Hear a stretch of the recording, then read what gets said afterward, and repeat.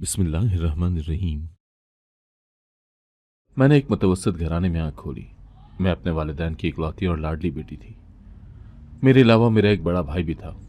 हम दो ही बच्चे अपने वालिदैन की कुल कायनात थे। वालिद मुझ पर जान छिड़कते तो मेरी वालदा भाई से ज्यादा लाडो प्यार करती थी। भाई ऐसा मुझे चढ़ाने के लिए कहते थे क्योंकि वो जानते थे कि हमारे वालिद का ज्यादा झुकाव और लाडो प्यार मेरे लिए ज्यादा है। इसीलिए वो जबरदस्ती वालदा के लाडले बन गए थे। मगर सभी जानते थे कि मेरी वालदा भाई से ज्यादा मुझे फौकियत देती थी।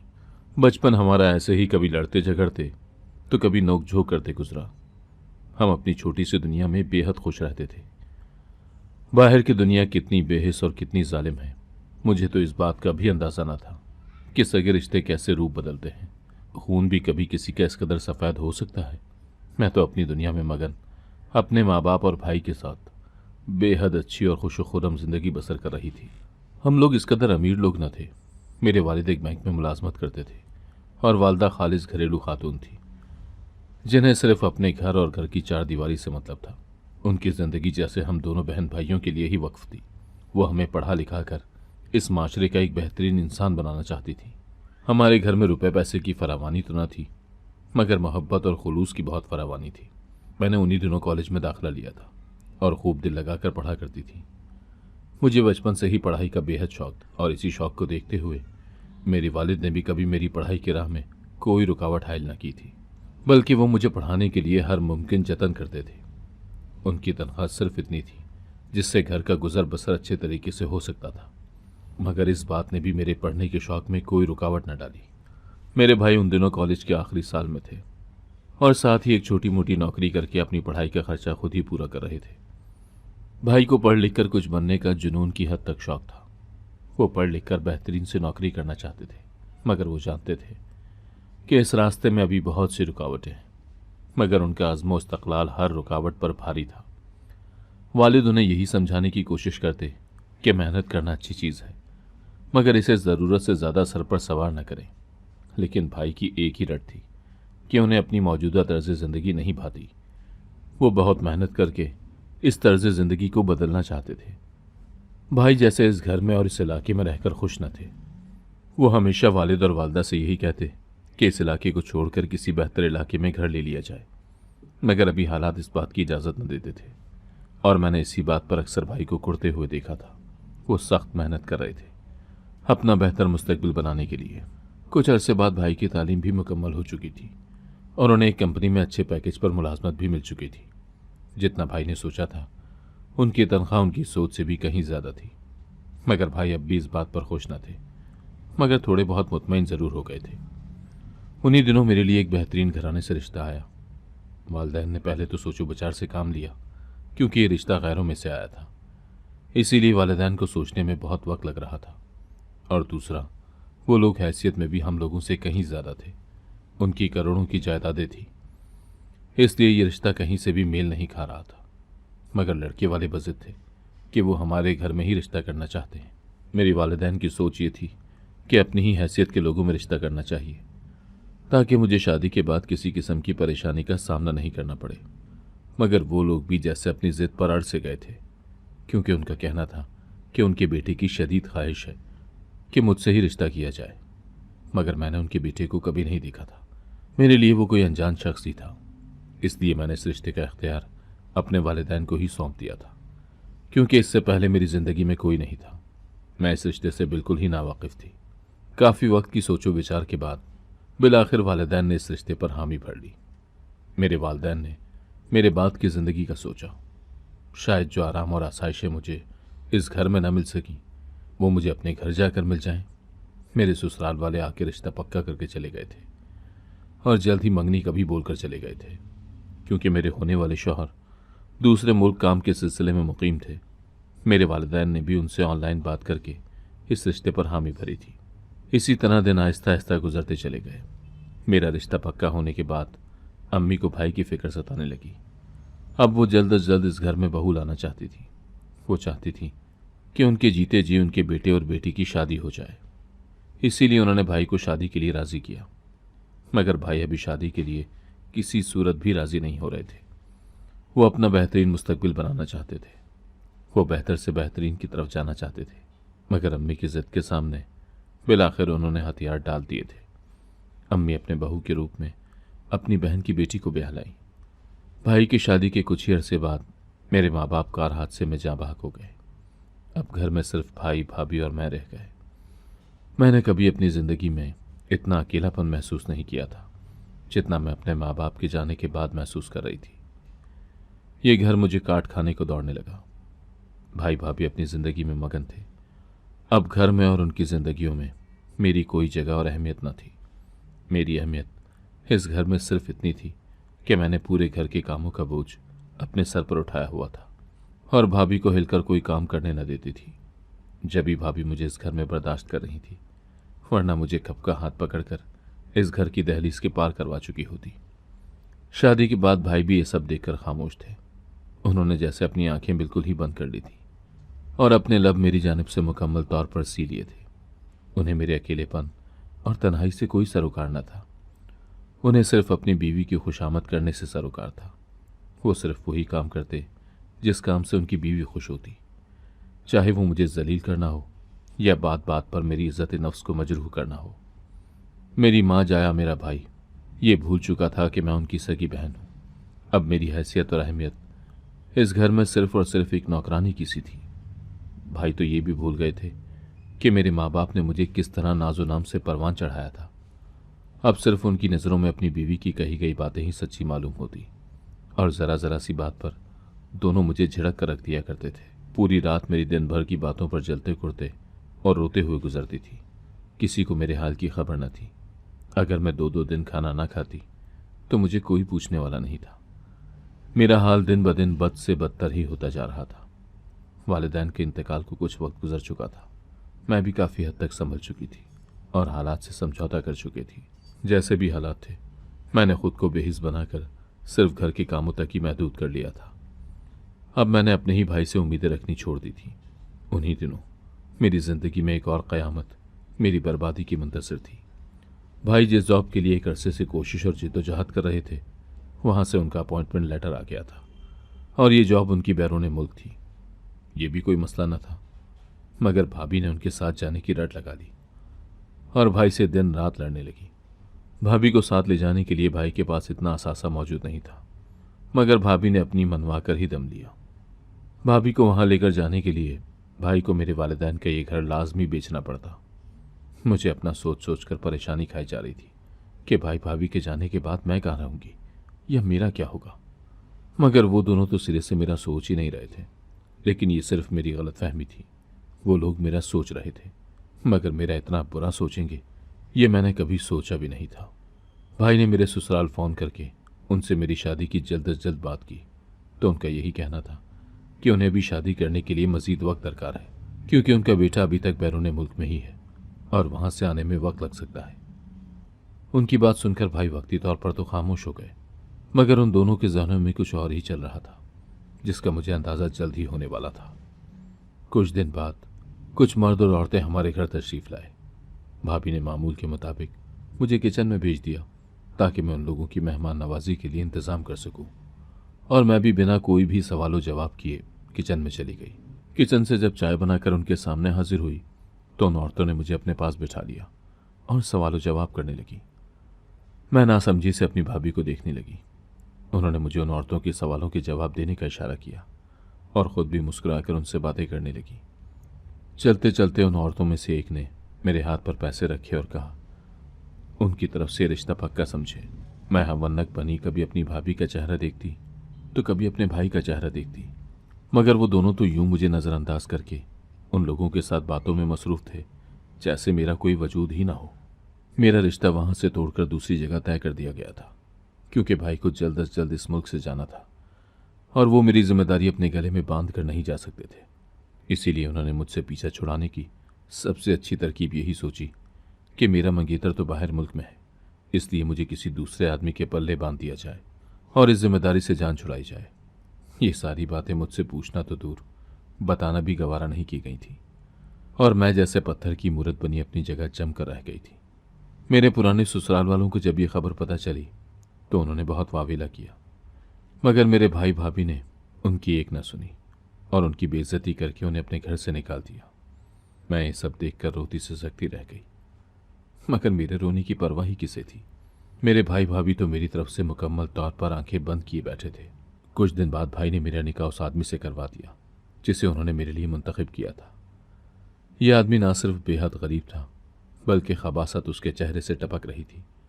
मैंने निकाह के वक्त एक नज़र उसकी तरफ देखा था, मगर उसकी लाल अंगारा आंखें देखकर मेरे बदन में एक झुरझुरी सी दौड़ गई थी और मैं वहीं बैठी दिली दिल में अपनी किस्मत को रोने लगी। मेरे माँ बाप का पसंद किया गया इतना बेहतरीन रिश्ता छोड़कर भाई किसी अजीब आदमी से मेरी शादी करवा रहे थे। ये देखकर मेरा दिल खून के आंसू रोने लगा। मेरे भाई और भाभी मेरी शादी करके बेहद खुश थे, क्योंकि उनकी मुझसे जान जो छूट रही थी, और वो भी हमेशा के लिए। अब वो दोनों आराम से दूसरे मुल्क जाकर अपनी ज़िंदगी आज़ादी से बसर कर सकते थे। अब उनके ऊपर मेरा कोई भी या किसी भी किस्म का कोई बोझ नहीं था। कुछ देर बाद मौलवी साहब आ गए और निकाह शुरू होने का शोर समझ गया। मुझे अपनी धड़कनें रुकती हुई महसूस हुई। मैं लाल जोड़े में बैठी कांच की गुड़िया मालूम हो रही थी, मगर मेरा होने वाला शौहर मुझसे चौगनी उम्र का था। औरतें खामोशी से इस बारे में एक दूसरे से चैमगोइयां कर रही थीं, मगर मेरी भाभी के सामने बोलने की किसी की भी हिम्मत न थी। निकाह शुरू हुआ तो आंसू ज़ारो कतार मेरी आंखों से बहने लगे। मैंने इसे अपने नसीब का लिखा समझकर कबूल करते हुए निकाहनामे पर दस्तखत करने लगी, मगर मैं नहीं जानती थी कि अभी मेरे नसीब में इससे भी कहीं ज़्यादा बुरा होना लिखा है। कुछ देर बाद भाई ने मुझे अपने घर की दहलीज से रुखसत कर दिया। मैं अपने घर से रुखसत होकर दूसरे घर की दहलीज पर आई तो घर के बाहर एक पुरानी सी टैक्सी खड़ी थी जिसमें मुझे रुखसत होकर जाना था। वह टैक्सी किसी और की नहीं बल्कि मेरे शौहर की ही थी। मेरे शौहर के साथ आए हुए तमाम मेहमान हमारे घर से ही अपने अपने घरों को रुखसत हो गए। अब मुझे अकेले अपने शौहर के हमरा उसके घर जाना था।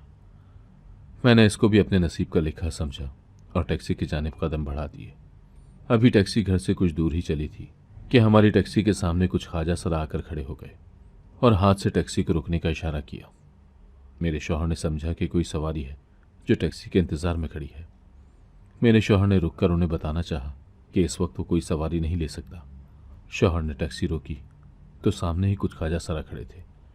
मुझे उन्हें देखकर कुछ खौफ सा महसूस हुआ और मैंने अपना घूंघट मजीद नीचे की जानिब खींच लिया। मेरा शौहर तो उतरकर उनसे कुछ बात करने लगा। वो बार बार मेरी तरफ इशारा करते और कुछ कहते। मुझे उनकी बातें समझ तो नहीं आ रही थी, मगर उनसे खौफ महसूस ज़रूर हो रहा था। कुछ देर बाद मेरा शौहर वापस टैक्सी में आया और वो ख्वाजा सरा भी टैक्सी में बैठ गए। मैं खामोशी से सर झुकाए बैठी रही। मुझे लगा कि मेरे शौहर ने शायद कोई सवारी पकड़ ली है, अब वो उन्हें भी उनके घर उतारेगा। टैक्सी नीम तारीख गलियों में दौड़ने लगी। मैं हैरानी से उस इलाके का मंजर देख रही थी। वो कोई पुराना और बोसीदा सा इलाका था, जहाँ की न सिर्फ गलियाँ बल्कि घर भी टूट फूट का शिकार थे। मुझे अपना नया नवेला शौहर कुछ घबराया हुआ सा नजर आया, मगर पीछे ख्वाजा सराओं की मौजूदगी भी उसे खौफ में मुब्तला कर रही थी। कुछ देर बाद टैक्सी एक खस्ता हाल मकान के सामने जा रुकी। सबसे पहले टैक्सी से ख्वाजा सरा उतरे। उसके बाद मेरे शौहर ने उतरकर मेरी जानिब का दरवाज़ा खोला और अपने पीछे आने का इशारा करता हुआ ख्वाजा सराओं के साथ अंदर की जानिब बढ़ गया। मैं वहीं खड़ी शशोपंज में मुब्तला होकर रह गई। ये मेरे साथ क्या हो रहा था, या ये कौन सी जगह थी? मुझे कुछ समझ ना आ सका। मुझे उस वक्त सिर्फ इतना ही समझ में आया कि शायद मेरा शौहर यहाँ रहता है, इसीलिए मैंने भी आहिस्ता रवि से अंदर की जानिब कदम बढ़ा दिए। मकान के अंदर कदम रखते ही मेरे सामने एक बड़ा सा लॉन मौजूद था जिसमें कई तरह के दरख्त लगे थे और वहाँ खूब सब्ज़ा और हरियाली थी। मैं जाकर सहन के बीच में खड़ी हो गई। मुझे कुछ समझ नहीं आ रहा था कि ये हो क्या रहा है। नई नवेली दुल्हन का इस्तकबाल करने के लिए कोई भी मौजूद नहीं था और ना मेरे शौहर का कुछ पता था। कुछ देर बाद मेरा शौहर सामने वाले कमरे से बेहद घबराया हुआ सा बाहर आया और मुझे कहा कि मैंने तुम्हें इन ख्वाजा सराओं के हाथों बेच दिया है। ये सुनते ही मेरे रोंगटे खड़े हो गए और मेरे कदमों तले से ज़मीन निकल गई। मुझे अपने पैरों पर खड़े रहना दुश्वार महसूस होने लगा और मैं हैरत से उस बेहिस शख्स को देख रही थी जिसने अपनी पहली ही रात की दुल्हन को उठाकर ख्वाजा सराओं के हाथ बेच दिया था। ये दुनिया और उस दुनिया के लोग इस कदर भी जालिम हो सकते हैं, इस बात का अंदाज़ा मुझे आज हो रहा था। बेहद दिक्कतों और मुश्किलों से मेरे हलक से आवाज़ निकली कि तुम ऐसा कैसे कर सकते हो, मगर उसके चेहरे पर कोई शर्मिंदगी नहीं थी। बल्कि खबासत ही खबासत थी। उसने अपने जेब से हरे रंग के नोटों की गड्डी निकालकर मुझे दिखाई और कहा, पैसे के लिए इंसान कुछ भी कर सकता है। मैंने उसे याद दिलाना चाहा कि मैं तुम्हारी बीवी हूं, मगर उसने उसी वक्त मेरे मुंह पर तलाक के 3 लफ्ज मारे और वहां से निकलता चला गया। मुझे होश आया तो मैं उसके पीछे लपकी, मगर उनमें से ख्वाजा सरा ने आगे बढ़कर मेरा हाथ पकड़ लिया। मैं चीखती चिल्लाती रह गई, मगर मेरा शौहर मुझे तलाक देकर ख्वाजा सराओं के हवाले करके चला गया था। अब मुझे खौफ ने आन घेरा था और मैं खौफजदा नज़रों से और कांपते वजूद के साथ उन लोगों की तरफ देख रही थी, मगर वो लोग मुझे बहुत ही एहतराम के साथ एक कमरे की जानिब लेकर बढ़े। बाहर से एक घर जिस कदर टूटा फूटा और बोसीदा हाल था, अंदर से एक कमरा उस कदर ही शानदार था। सामने ही दीवार के साथ एक किंग साइज बेड मौजूद था। उस कमरे में ज़रूरत की हर चीज़ मौजूद थी। मैं उस कमरे को देखकर पल भर के लिए तो हैरान ही रह गई, मगर मैं यहाँ कैसे रह सकती थी। अगले ही पल इस सोच ने मुझे झंझोड़ कर रख दिया। मेरे सामने 3 ख्वाजा सरा इंतहाई मुअद्दब अंदाज में खड़े थे। मैंने उनके सामने हाथ जोड़े कि खुदारा मुझे मेरे घर जाने दो, मैं यहाँ तुम लोगों के दरमियान नहीं रह सकती। उनमें से एक ख्वाजा सरा ने आगे बढ़कर कहा, आप कहीं नहीं जा सकती, आप हमारे पास अमानत के तौर पर महफूज हैं।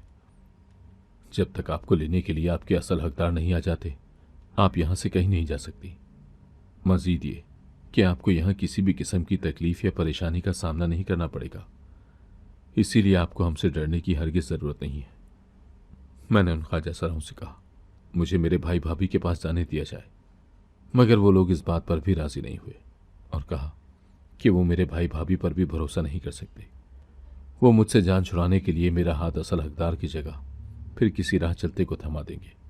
ये असल हकदार कौन था मैं नहीं जानती थी, मगर उनकी बातें मुझे मजीद खौफ में मुब्तला किए जा रही थी।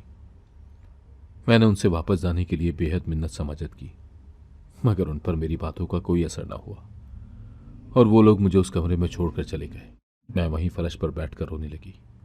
कुछ देर बाद एक ख्वाजा सरा कमरे में दाखिल हुआ और मुझे दुल्हन के लिबास में देखकर कहने लगा कि मैं उठकर आरामदेह कपड़े पहन लूं। वो मेरे हाथ में एक आरामदेह लिबास थमाकर चला गया। उसके जाने के बाद मैं आंसू पोंछते हुए उठी और अपने तमाम जेवरात उतारकर ड्रेसिंग टेबल पर रखे। वो लिबास उठाकर मैं कपड़े बदलने चली गई। आरामदेह कपड़े पहनकर वापस आई तो एक ख्वाजा सरा कमरे में खाने की थाली लेकर दाखिल हुआ। उसमें अनवा अक़साम के खाने रखे हुए थे। उसने थाली मेरे सामने रखते हुए बहुत ही इज्जत से मुझे खाना खाने के लिए कहा। मैं खामोश बैठी रही और वो वापस चला गया। मैं उस कमरे में कब सो गई मुझे कुछ पता न चला। वो कहते हैं ना, नींद तो सूली पर भी आ जाती है, वही मेरे साथ भी हुआ और मैं भी वहीं सो गई। सुबह जब आंख खुली तो मैं चौंक कर उठ बैठी। मैं कमरे से निकलकर बाहर गई तो बाहर सब ख्वाजा सरा दरख्त के छांव तले बैठे थे। मैंने उन लोगों के सामने एक बार फिर जाकर मिन्नत समाजत की कि मुझे मेरे घर जाने दिया जाए, तो उनमें से एक ख्वाजा सरा आगे बढ़ा और मेरे सर पर हाथ रखकर कहा, तू तो हमारी बहन है, तू ऐसे ना रो। हम तो कई सालों से तेरे ही जवान होने का इंतजार कर रहे थे, क्योंकि तू हमारे पास किसी और की अमानत है, इसलिए हमें तेरा बहुत ख्याल रखना है। तेरा शौहर भी इसीलिए तुझे तलाक देकर गया है कि तू किसी और की अमानत है, वरना तुझ जैसी खूबसूरत लड़की को कौन छोड़ता है। तेरा शौहर लालची था, अगर हम तुझे उससे नहीं खरीदते तो वो तुझे किसी और के हाथों बेच देता, इसीलिए हमने तेरी जान उससे छुड़वाई है। मैं खामोश खड़ी उन्हें सुन रही थी। तब उनमें से एक ने आगे बढ़कर मेरे सर पर हाथ रखा और कहा, बस तू 3 दिन मजीद सब्र कर ले, तुझे हर बात का इल्म हो जाएगा। यूं ही 2 दिन गुजर गए। तीसरी रात तमाम ख्वाजा सरा मुझे दुल्हन की तरह सजाने लगे। सब लोग बेहद खुश नजर आ रहे थे। मैंने भी अपनी जिंदगी से समझौता कर लिया था और जैसा वो लोग कह रहे थे मैं वैसा ही करती जा रही थी। मैंने थक हार कर अपनी जिंदगी की दौड़ उन लोगों के हाथ में थमा दी थी। अचानक किसी गाड़ी के टायर चरचराने की अजीब सी आवाज आई। सब ख्वाजा सरा भागने लगे और कहने लगे, तेरा होने वाला शौहर आ गया है। मैं पत्थर की मूरत बनी वहीं बैठी रही। कुछ देर बाद दरवाजा खुला तो मेरी जान निकल गई, क्योंकि मेरे सामने मेरा साबका मंकीतर खड़ा था। मैं हैरत से उसे देख रही थी। वो धीरे धीरे कदम उठाता आगे बढ़ा और मेरे सामने आकर खड़ा हो गया। मुझे अपनी आंखों पर एतबार नहीं हो रहा था। फिर उसने मुझे सारी सच्चाई बताई और मैं हैरत से गंग उसकी शक्ल देख रही थी। उसने मुझसे माफ़ी मांगी कि वो उस वक्त बाहर मुल्क में था जब मेरी शादी की तैयारियां हो रही थी। उसे आने में कुछ देर हो गई और इधर मेरी शादी कर दी गई और मेरे सांप का शौहर ने पहले ही मुझे किसी और के हाथों बेचने की तैयारी कर ली थी। तो उसने इन ख्वाजा सराओं को भेजकर मेरी मदद की थी और मुझे गलत हाथों में जाने से बचा लिया था। मैं ये सब बातें सुनकर उसके दिल से मशकूर थी। कुछ देर बाद मौलवी साहब आए तो उसने मुझसे निकाह की इजाज़त चाही। मैंने इस बात में सर हिला दिया क्योंकि इस दुनिया में मेरा अपना कोई नहीं था, इसीलिए अब अपने लिए फ़ैसला मुझे ही करना था और ये फ़ैसला मेरे हक में बेहतरीन होने वाला था। निकाह के बाद मुझे वहाँ से रुखसत करवा कर वो अपने घर ले आया और यूं मेरी ज़िंदगी में जो तूफ़ान आया था वो थम चुका था। अगर आपको आज की कहानी पसंद आई है तो वीडियो को जरूर लाइक कीजिएगा और अपने दोस्तों के साथ भी शेयर कीजिएगा। और हाँ, अगर आपने अभी तक हमारा चैनल सब्सक्राइब नहीं किया तो जरूर सब्सक्राइब करें। मिलते हैं कल एक नई और दिलचस्प कहानी के साथ। अल्लाह हाफिज।